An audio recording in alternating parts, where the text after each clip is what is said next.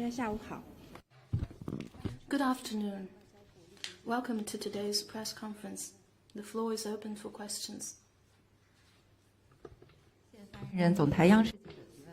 CCTV, on August the 3rd, the G7 foreign ministers and the EU High Representative released a statement saying they are concerned by China's announced threatening actions which risk unnecessary escalation and alleging there is no justification to use Pelosi's visit to Taiwan as pretext for aggressive military activity or coercion. They claim it's normal for legislators to travel internationally and there is no change in the G7 members' respective one-China policies where applicable. Any response? 七国集团 The statement of G7 foreign ministers makes one feel that one has been transported back in time. These foreign ministers clearly believe that they still live in the time over 120 years ago of the 8 power allied nations. We no longer live in a world where the imperialist powers could ride roughshod over the Chinese people on Chinese land. And today's China is not the old China 100 years ago, which was humiliated and bullied. It's time for these people to wake up from their imperial dream. I wish to stress a few points. First, China has the right to uphold its sovereignty and territorial integrity. The tensions in the Taiwan Strait is fundamentally caused by the U.S. connivance at the number 3 person of the U.S. government to take a military plane to visit China's Taiwan region in disregard of China's strong opposition and serious representations. This is a major incident, upgrading the substantive exchanges between the United States and Taiwan. It seriously violates the One China principle and China's sovereignty and territorial integrity. China has repeatedly made clear our stern opposition and stressed that we are firmly opposed to Taiwan independent separatist forces and foreign interference, and we will allow no room for any form of Taiwan independence forces. If the U.S. continues down the wrong path, then all consequences shall be borne by the U.S. and do not say that we have not told them in advance. The U.S. first made a malicious provocation, and China has been compelled to act in self-defense. So whatever we have done in response as a countermeasure would be justified and firm and resolute. The world is also clear about this. Over 100 countries have immediately spoken up for justice, stressing the importance to be committed to the One China principle, and they are also supportive of China's efforts to uphold sovereignty and territorial integrity. If these countries truly care about the peace and stability in the Taiwan Strait, I mean the members of the G7, they should have urged the U.S. not to take such a dangerous and reckless and irresponsible provocation against China. And second, the One China principle is an important political foundation of the diplomatic ties between the G7 countries and China. We are always firmly opposed to any form of exchanges in official nature between countries having diplomatic ties with China and the Taiwan region. So the legislatures and their leaders of the G7 should abide by the foreign policies recognized and committed to by their governments. If the relevant governments can do nothing about the violation of its legislatures of the country's foreign policy, it can only prove their political impotence and the ineffectiveness of the country's governance. On this serious question, there is no point to play games with words or try to switch policy interpretations, and nothing will come out of that.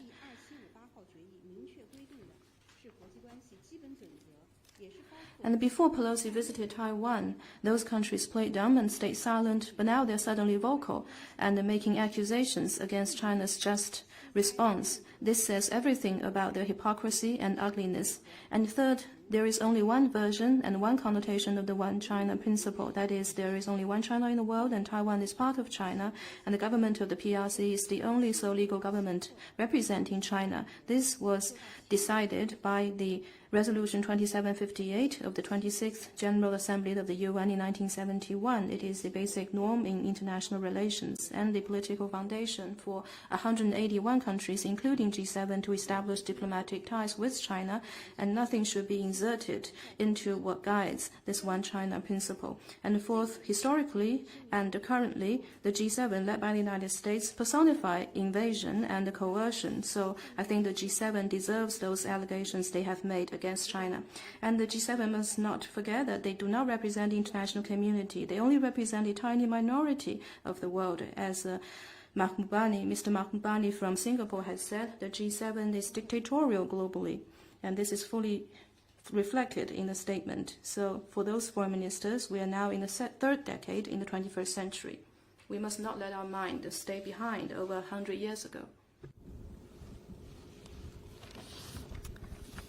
Question from Bloomberg. China often complains that 彭博社 in the West subscribe to what it calls the 中方经常抱怨说，西方有太多人相信中国威胁的言论。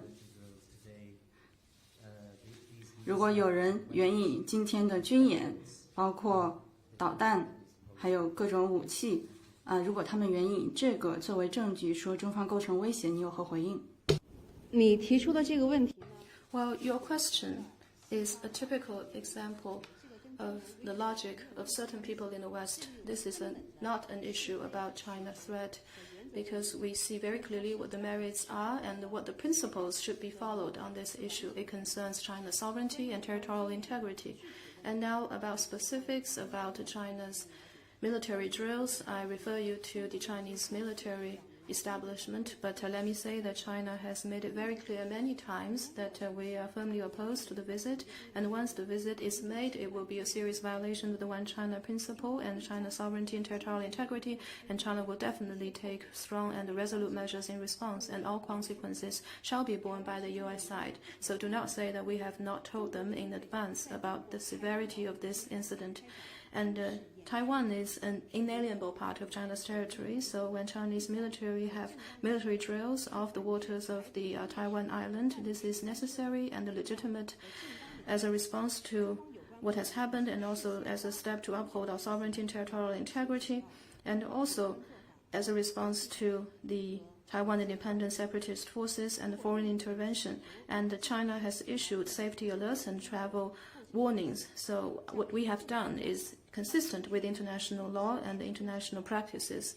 Anyone who has an opposition to that only shows that there is a darkness in his mind, because he chooses to selectively view all of this while ignoring that we are here today because Pelosi has chosen to ignore the serious opposition of China and the repeated dissuasion from people around the world.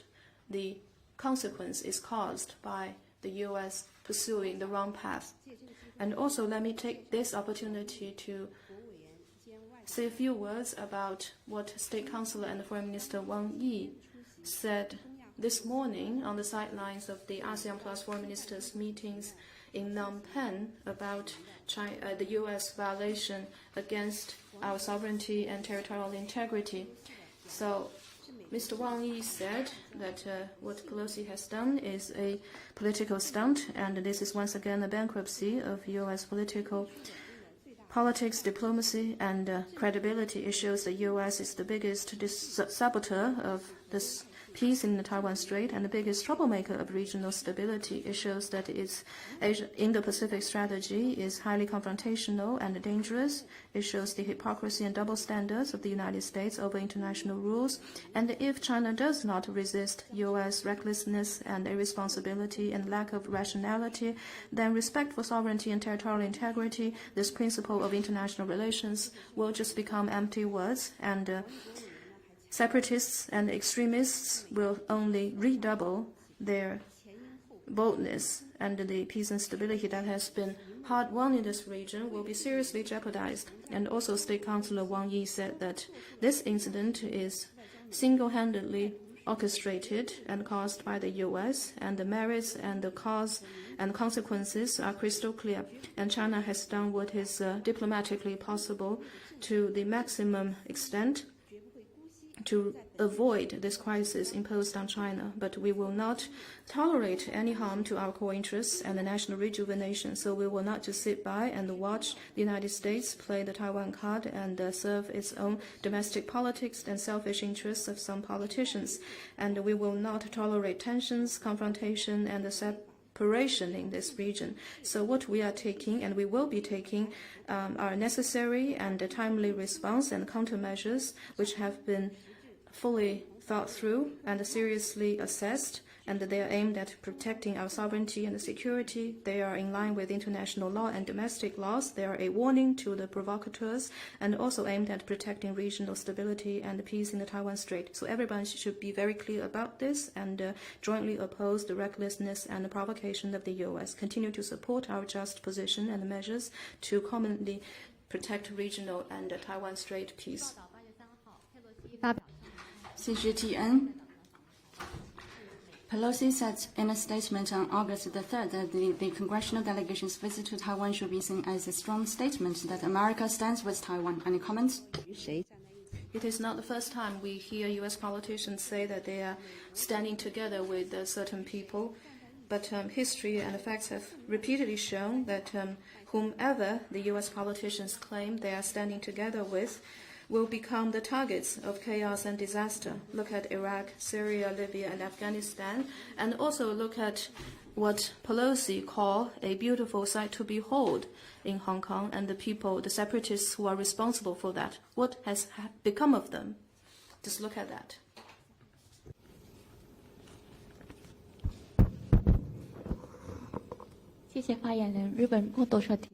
Kyoto News. I just heard the news that today the originally scheduled meeting between State Councilor Foreign Minister Wang Yi and the Japanese Foreign Minister has been cancelled. Can you confirm this news? And the second,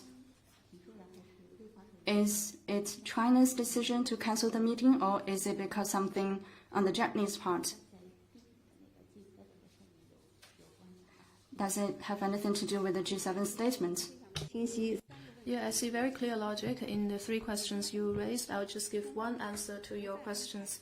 You're absolutely right that China will no longer arrange for a meeting with Japan because Japan, together with other members of G7 and the EU, made an irresponsible statement accusing China and confounding right and wrong, and it emboldens the behavior of violating China's sovereignty on the part of the United States. The Chinese people is strongly displeased with that, so we will not go ahead with the meeting between the two foreign ministers. Japan has historical responsibilities over the crimes it has done on the Taiwan question, so it has no position to make those unwarranted remarks on Taiwan.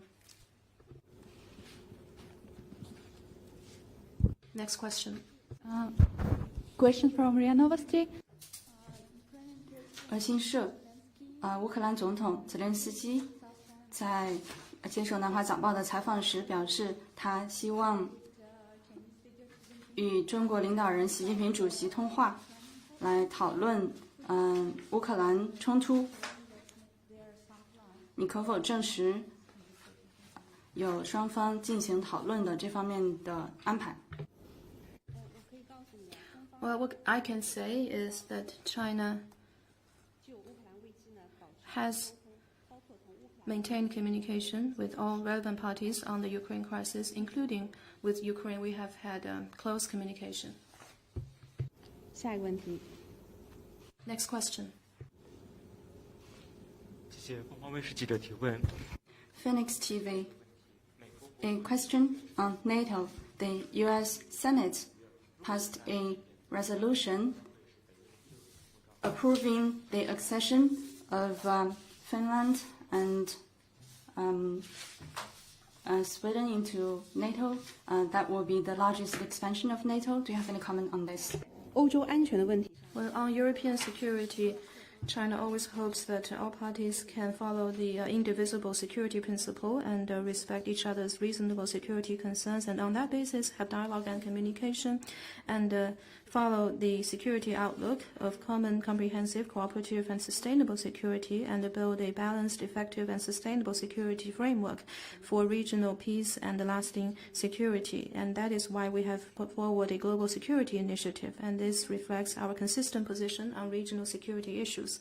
Now, about NATO itself, we know that people have been reflecting on the role of NATO, whether NATO has what kind of role that NATO has played in regional security. According to NATO itself, it has a certain rationale, but as we have seen from Iraq to Libya, from Afghanistan and to Kosovo, etc., ever since 2001, NATO has launched wars that have resulted in over 900,000 deaths, and about that includes 400,000 civilians, and those wars also caused displacement of tens of millions of refugees. So what kind of role is NATO playing, and how should it play its role for world peace and stability, and what kind of mindset should NATO adopt when it plays its role? So this is a serious question for NATO members to really think about. Next question.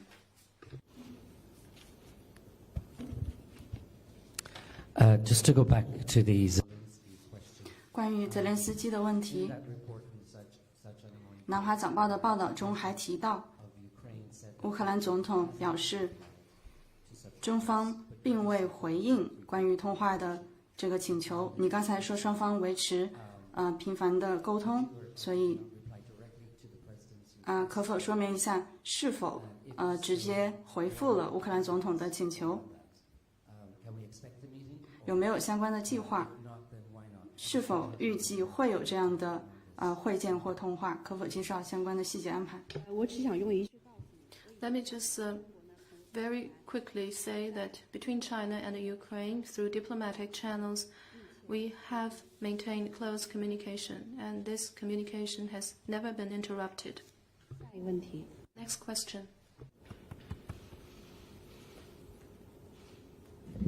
A question from AFP. 法新社，东盟外长今天发布了一个声明，警告，要注意在台湾方面的紧张局势，这个可能会造成局势紧张和对抗。中方是否担心由于军演活动造成一些紧张和升级？局势升级可能就是因为。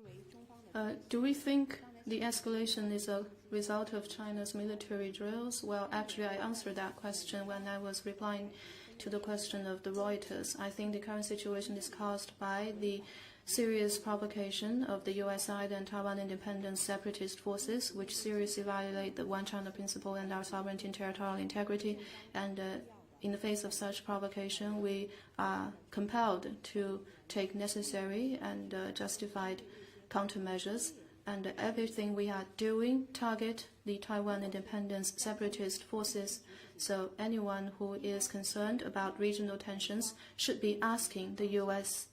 to immediately and credibly honor the One China principle and do what is needed to uphold regional peace and stability. Let me also tell you that to deflect blame and to be a thief crying stop thief is what the U.S. habitually does. So we need to be absolutely clear here who is the provocateur, who caused the crisis, and China is only being compelled to act in self-defense. So I very much hope that you will be clear about that fact.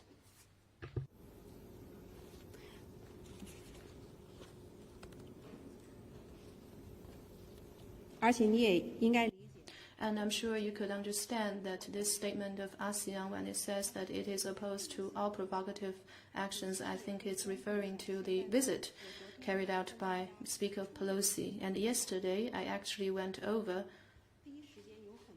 how immediately following the visit, people from around the world have been speaking up or using other ways to express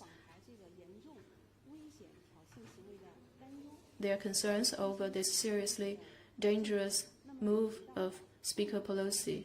And about ASEAN's position that you mentioned, I'm sure that ASEAN hopes to see peace and stability in this region, and anything like Pelosi's visit, a serious provocation, could cause serious concern amongst all parties. And this is a very reckless decision that Speaker Pelosi has made. It is a serious provocation, and this is the kind of activities that could create a very serious situation for regional stability. And in addition to the countries that spoke up yesterday, let me add the latest statements that have been made since then.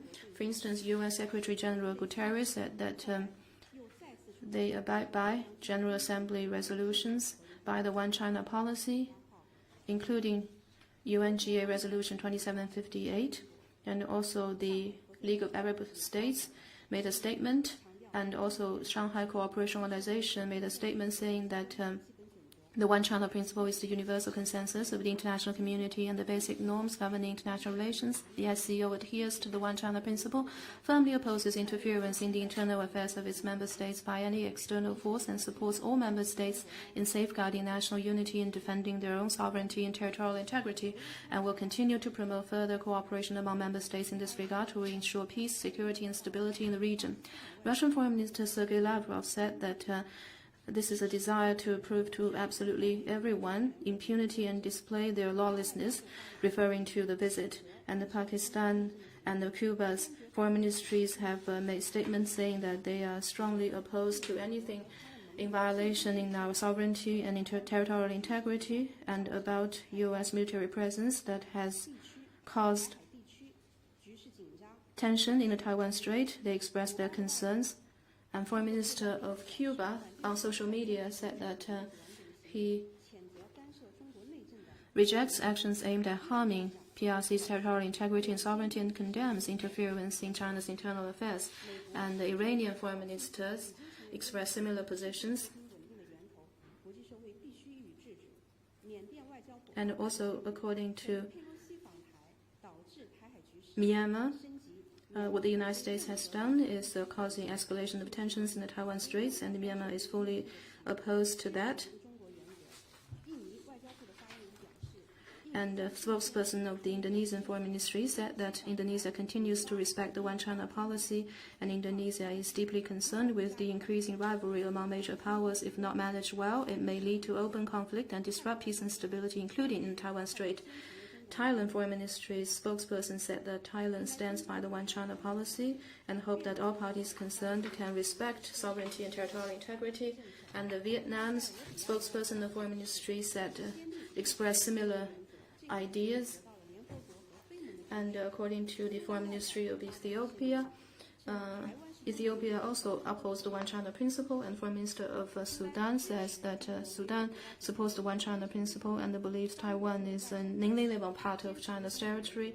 And the Republic of Congo's Foreign Minister says that it is firmly committed to the One China principle and supports China's action to uphold sovereignty and territorial integrity. Vice Foreign Minister of the South Sudan says that the South Sudan supports the One China principle and opposes interference in China's domestic affairs. And the chairman of the Parliamentarian Affairs of the National Assembly of South Africa says that the U.S. is grossly interfering in China's domestic affairs and could ruin the efforts made to uphold peace and stability in the Taiwan Strait. This could also endanger world peace, stability, and development. And the Foreign Minister of Greece had a meeting with State Councillor Wang Yi, and during that meeting he said that Greece will continue to follow the One China policy on sovereignty and territorial integrity. And the Prime Minister of Serbia, when meeting our ambassador, says that Serbia supports the One China policy and believes that Taiwan is an inalienable part of China's territory. And the Vice President of Nicaragua openly expressed support for our efforts to uphold sovereignty and condemns U.S. interference. And the Foreign Minister of Nicaragua says that he condemns the visit, and the Nicaragua fully supports China's position on Taiwan and supports China's upholding sovereignty and territorial integrity, and supports Chinese people's will and the responsibility given by sovereignty, and asks the United States to immediately stop provocations against China. And the Foreign Ministry of Venezuela said that Pelosi's visit is a direct provocation and serious threat to China's independence, sovereignty, and territorial integrity. So Venezuela firmly supports the One China principle and urges the U.S. to respect China's sovereignty. And also General Secretary of the People's Pioneers Party of Costa Rica wrote a letter to us saying that China should not be divided, and his party supports China's efforts to defend sovereignty and territorial integrity. And also representatives of the Communist Party of Brazil wrote letters to express its support.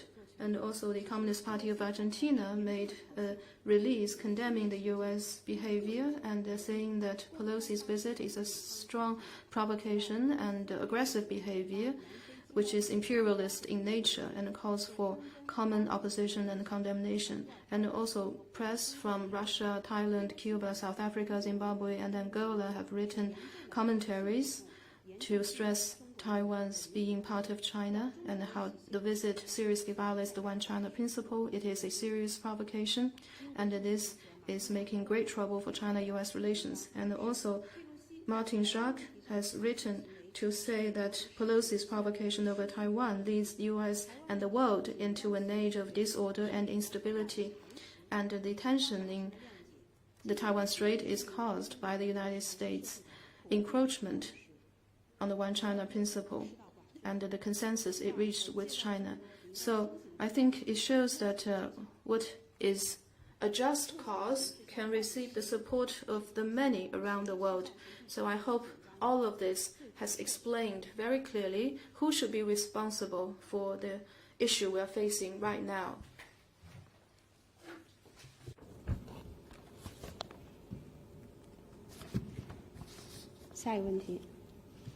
Next question.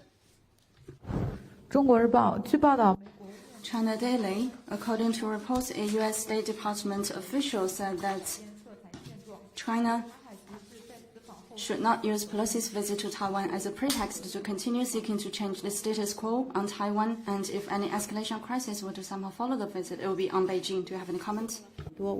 I think I've said quite a lot about this, but let me say that what the U.S. has said is typical confounding right and wrong, and a thief crying stop thief.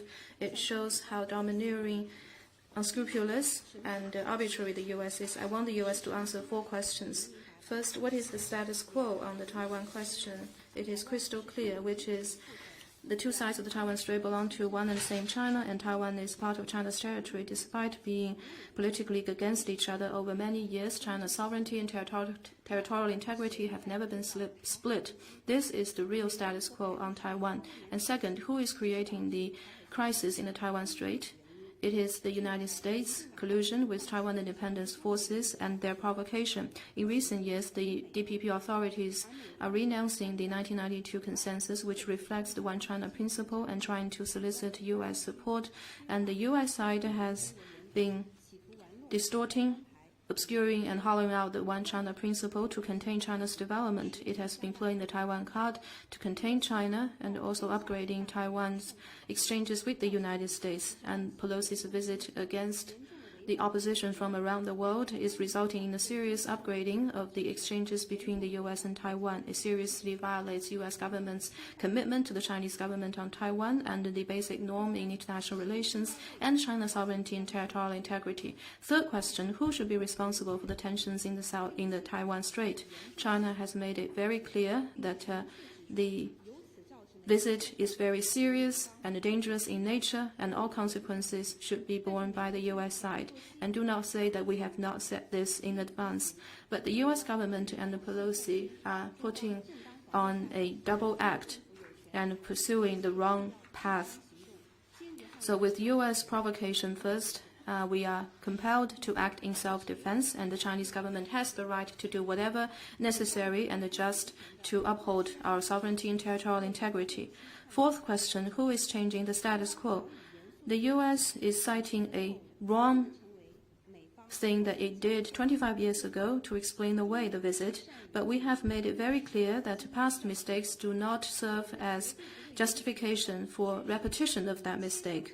We learn lessons from the history, so we will not allow the U.S. to continue to use salami tactics to encroach upon and obscure and hollow out the One China policy, and we will not allow the U.S. to use any excuse to gradually seek to change the status quo. Let me emphasize once again that any tension in the Taiwan Strait is caused purely by the United States, and that the cause is because, to serve self-interest, Speaker Pelosi has insisted on visiting Taiwan, which is a serious violation of the One China policy. Things would not have come this way without the visit by Pelosi to Taiwan, and many countries and the media organizations in the world have a very clear understanding of that and have made warnings to the United States. So if the U.S. side truly hopes to maintain peace and stability in the Taiwan Strait, then the most important thing is for it to strictly abide by the One China principle and the 3 joint communiques between our 2 countries.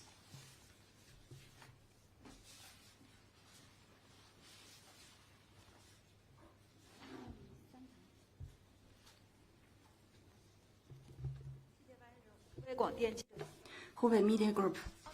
According to reports, the Australian Space Agency confirmed the space debris found in New South Wales belongs to a craft built by the U.S. company SpaceX.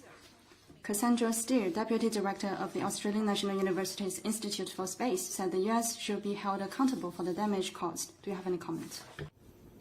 空间碎片问题呢是 Now, about space debris, this is indeed a challenge that people continues to face for sustainable exploration and use of outer space. We are actively engaged in mitigation efforts and international cooperation in this regard, and we hope that the United States and other countries in the world will take credible steps to minimize the risk caused by such debris and also shoulder responsibilities for the damage that aviation and the space activities cause according to international law. Just on this, 还是关于佩洛西的访问，韩国总统尹锡悦不会会见来访的佩洛西议长。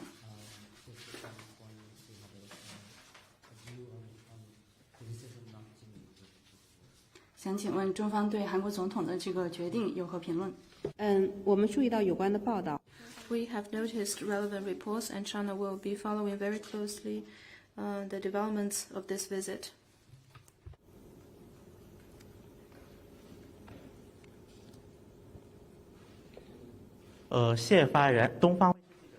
Dragon TV. We noticed that reports say the Iran nuclear talks will resume today in Vienna after a near 5-month hiatus. How does China see the prospect of the talks? Well, as you know, China has been firmly committed to upholding the JCPOA, and we welcome the resumption of the talks in Vienna. This is a result of concerted efforts of all parties and is what the international community expects of us. And with the resumption of talks, I think we have a new opportunity to seek a political and a diplomatic solution to the Iranian nuclear issue. We hope that all sides can seize this opportunity, double diplomatic efforts, and to fully demonstrate goodwill and flexibility to seek a solution to the outstanding issues as soon as possible. The United States is the country that created the Iranian nuclear crisis in the first place, so it should fully rectify its mistake and actively respond to the reasonable concerns of Iran for the negotiation to produce early results. We will stay in close touch with all sides and play an active role in advancing the negotiation. We will be actively and constructively involved in the negotiation to resume the implementation of the JCPOA. We will also at the same time uphold our own lawful rights and interests. 路透社，中方与美方在台湾问题上深化的紧张关系，现在是否也扩展到了其他七国集团国家？国之间的这个关系。 You're essentially asking whether the tension between China and the United States will impact our relation with other G7 countries. Is that what you're asking? No. Has China's deepening tensions with the U.S. over Taiwan now extended to the rest of the... 关于中美在台湾问题上的持续深化的紧张局势，会否影响到扩展到其他的七国集团成员？中国来说哈。Well, for China, we very much hope that countries could respect each other and pursue win-win cooperation. And in that spirit, we hope to have good relations on the basis of equality, mutual respect, and win-win cooperation with the United States, G7 countries, and anyone else in the world. I believe this serves everyone's interest. But on issues concerning sovereignty and territorial integrity, there is no room for us to compromise or concede. So we believe that all countries having diplomatic relations with China must abide by the One China principle. There is no questions about that. And as for the impact of the friction between China and the U.S. on other G7 members, I think it's up to those G7 nations if they decide to follow the United States and admit that they do not have autonomy or independence over their own foreign policy, and they do not care about the interests of their own countries and peoples, and they are willing to be taken hostage by the United States and just be the United States followers, then I don't think this is something that their people would agree to. If they are truly independent nations, then they should make decisions based upon the interests of their own countries and peoples, and they should, on the basis of the consensus they reached with China on this One China principle, which is the political foundation and requisite for their diplomatic relations with China, and on that basis continue to develop friendly cooperation with China.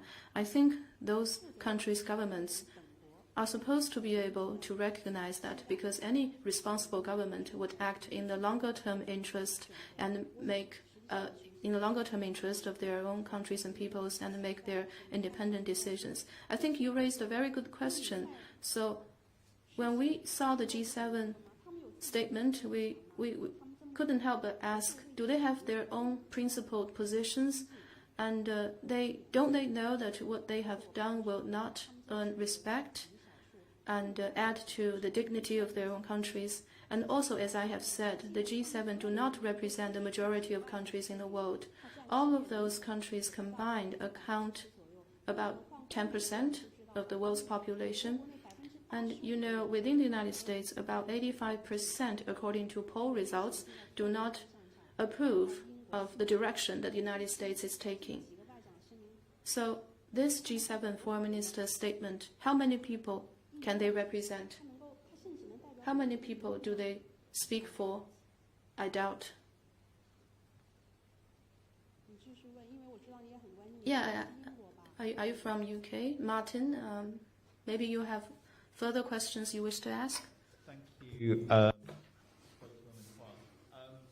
you please, Ben, you just told us that China had cancelled 您刚才介绍说，中方取消了与日本外长的原计划的会见，是因为这个G7的声明。这是否意味着中方不愿意与任何的七国集团国家的外长进行对话？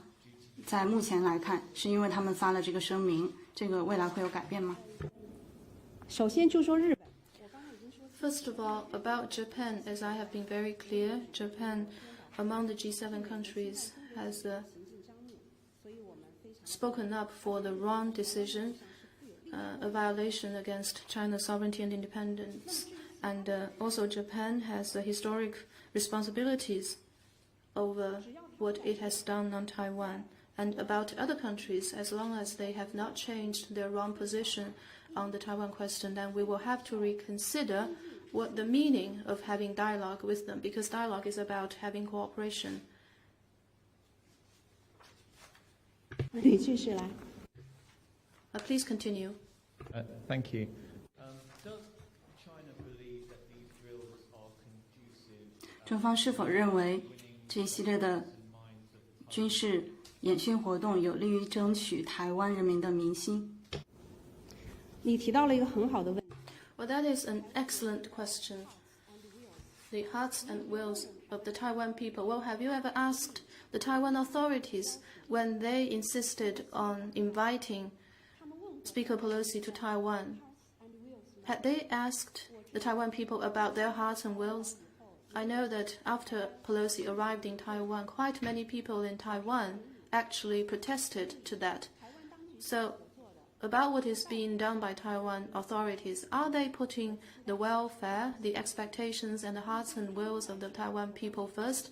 And now about China, as I have said, the things we have done are justified and necessary, and we are of course resolute in taking those measures. Our aim is to protect our sovereignty and security. It is in line with international law, and what we are doing is against the provocations and against Taiwan independence forces.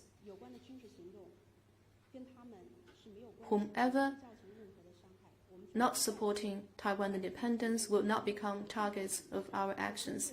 So let me reaffirm that our action is against the provocation, the Taiwan independence separatist forces, and also the foreign interference in our domestic affairs. I believe I've made myself quite clear on that.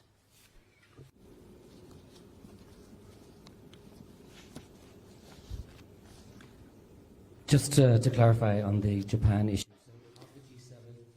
关于日本的问题上，在七国集团上，您可以明确一下是只针对日本一个国家吗？在七国集团里，是否会延伸到其他的国家？如果是只针对日本，这是什么考虑？ And I think I have been quite clear. A few days ago, a Japanese journalist asked me whether the two foreign ministers will meet in Phnom Penh, and I said yes.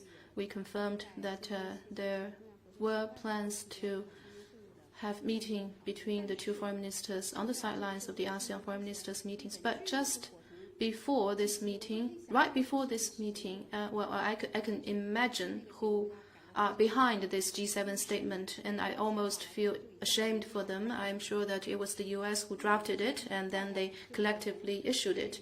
And so Japanese foreign minister, along with the other G7 foreign ministers, issued this statement, a statement that confounds right and wrong, that ignore the merits of the issue, that ignore Japan's historical responsibilities over what it did to Taiwan during the war. So based on all of that, we do not think the meeting should go ahead anymore. So I think the facts are quite clear behind this.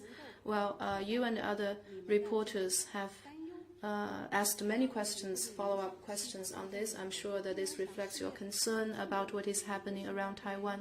So in this world, when we have already an ongoing pandemic, the Ukraine crisis, and food and energy issues going on, I think all of those require cooperation between China and the G7. However, if they decide to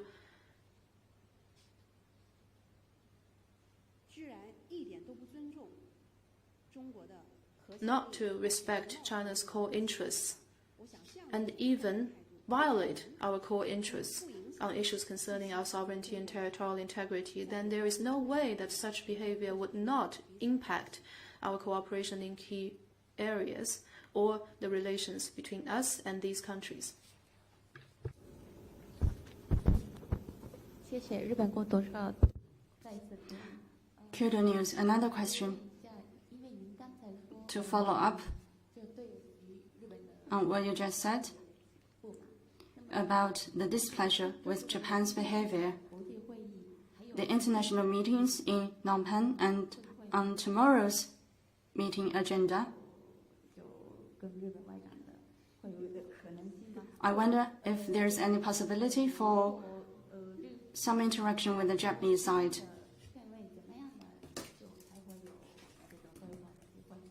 So tomorrow, any opportunity tomorrow, and what would the atmosphere need to be for such a thing to happen? And also on the military exercises, Japan raised a concern about its exclusive economic zone. You said that China does not accept that claim because China and Japan have not delineated relevant areas. Could you give us more information? What is the reason for that? First of all, about the meeting in Phnom Penh, as I said, we will no longer arrange for a meeting in Phnom Penh for quite obvious reasons. When you asked whether there is a possibility for the meeting to happen tomorrow, then I think it's quite clear that Japan needs to give up or change its wrong course of action. If you could convince the Japanese foreign minister to recognize and rectify its mistake, then we can pass on the message to State Councilor Wang Yi for him to consider whether such a meeting should go ahead. But I think we all need to know that to solve this issue, Japan must, first of all, see its mistake of a grave nature on this, because Japan does shoulder serious responsibilities on the Taiwan question, and on this particular issue, Japan is in no position to make unwarranted remarks, and it should not follow the U.S. steps in violating our sovereignty and territorial integrity, and it is not in the interest of our peoples. And now about your question on China's military actions in this region, well, indeed, China and Japan have not carried out maritime delimitation in relevant waters, so it makes no sense to say that our actions have entered Japan's EEZ.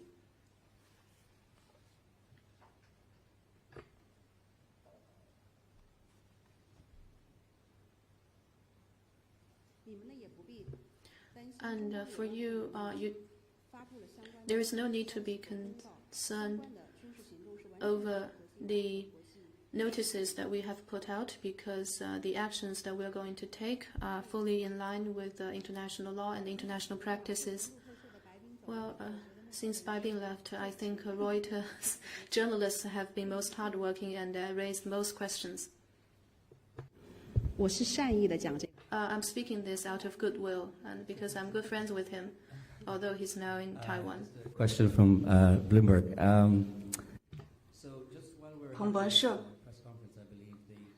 记者会进行期间，东部战区据说宣布实弹演习已经完成了，相关海空域的控制已经解除。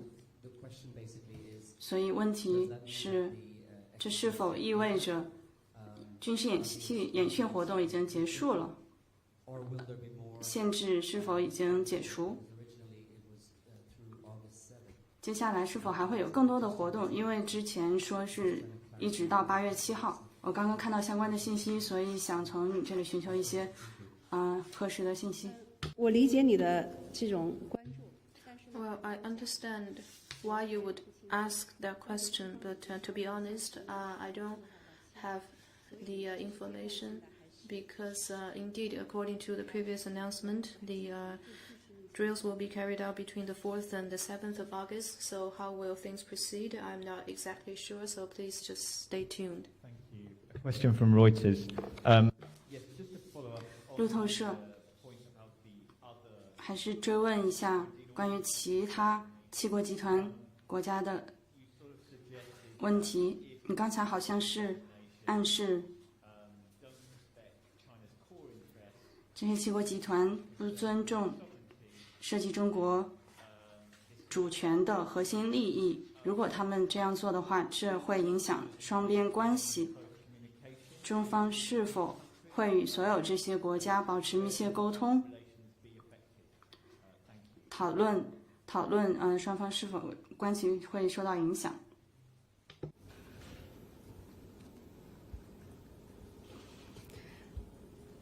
你知道吗？ Well, did you know that for G7, if on issues concerning our sovereignty and territorial integrity, if G7 makes unwarranted remarks or do something improper, it would be seriously unwise, because such things could easily remind the Chinese people of the era in which China was invaded by the 8-power allied forces. As I said, we no longer live in a world run by the imperialist powers, during which these powers could do whatever they want on Chinese soil, and China is no longer living in a century of humiliation.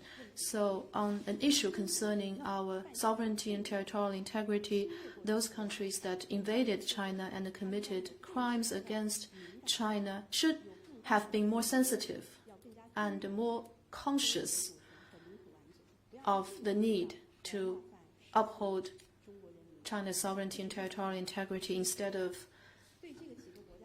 violating the Chinese people's will on this. And you see, during the Civil War in the United States, do we all still remember what the U.S. did to keep the country together, united, despite everything, no matter what the price they had to pay. And also for the UK, it's the same thing. So on issues concerning territorial integrity, I hope these countries will be very prudent and be very conscious of what they say or do as to exactly what kind of impact will it have on our bilateral relations. It is entirely up to them. What will they do? Will they recognize the mistakes, and will they do what is needed and necessary to change their course of action? PDI. 英报托刚才答问时提到了台海问题的现状，这跟美方的这是回应美方的一些言论。今天《环球时报》表示，佩洛西的访问改变了台海现状。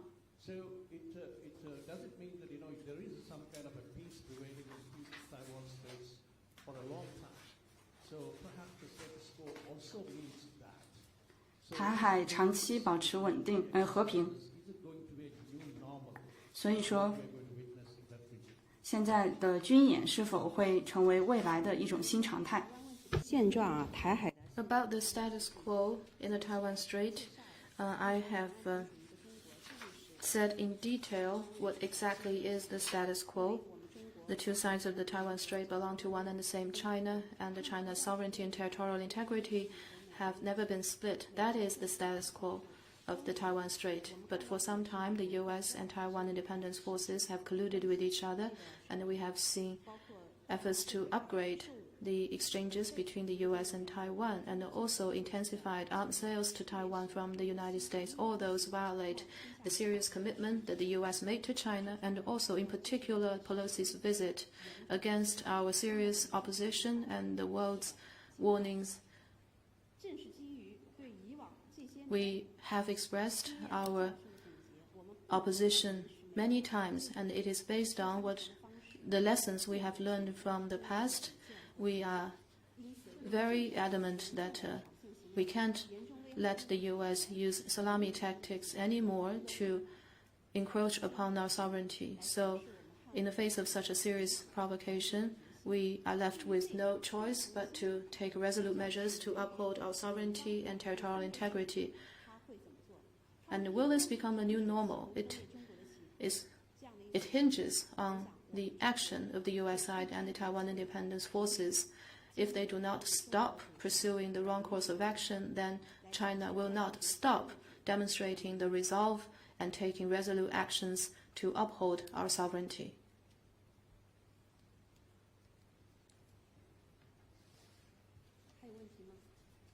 Any more questions?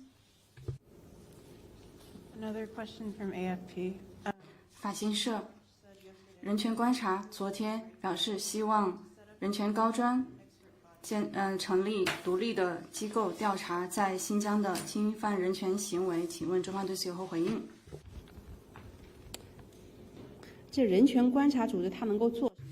Well, I think everyone knows what Human Rights Watch is up to, and this is purely orchestrated, a stunt orchestrated by the U.S. and some other Western countries, and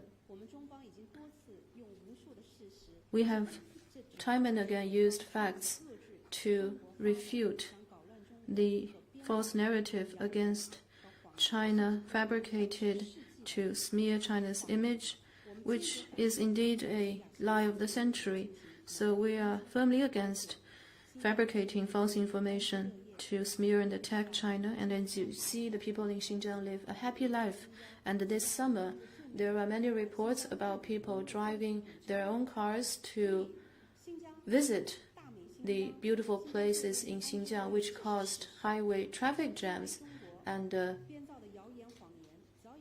there are so many facts that could just smash the disinformation about Xinjiang. So for those people who are trying to smear China's image using lies and disinformation, I don't think they will succeed.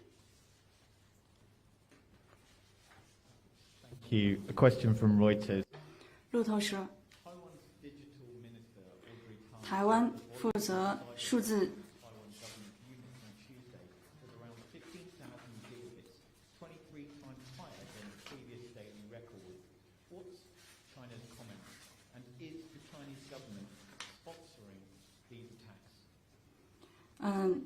提到有网络袭击，想请问中华政府是否支持？ This is a very professional question about concerning professional knowledge, so I do not have information regarding that, so maybe this should not be directed at me. Do you have any more questions? 法新社，佩洛西访台湾已经结束。中方希望台方或美方做些什么来进行弥补这种行为。回到 I think they know that very well. That is to come back to strictly abiding by the One China principle, which is the foundation for bilateral ties. Strictly abide by the One China principle, both in words and in deeds, and do nothing that will harm our sovereignty and territorial integrity. Thank you. A question from Reuters. 路透社。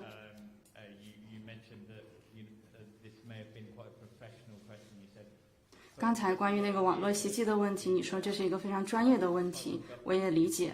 但是台湾方面似乎是说，这个网络袭击的数量，针对他们的网络袭击数量非常大。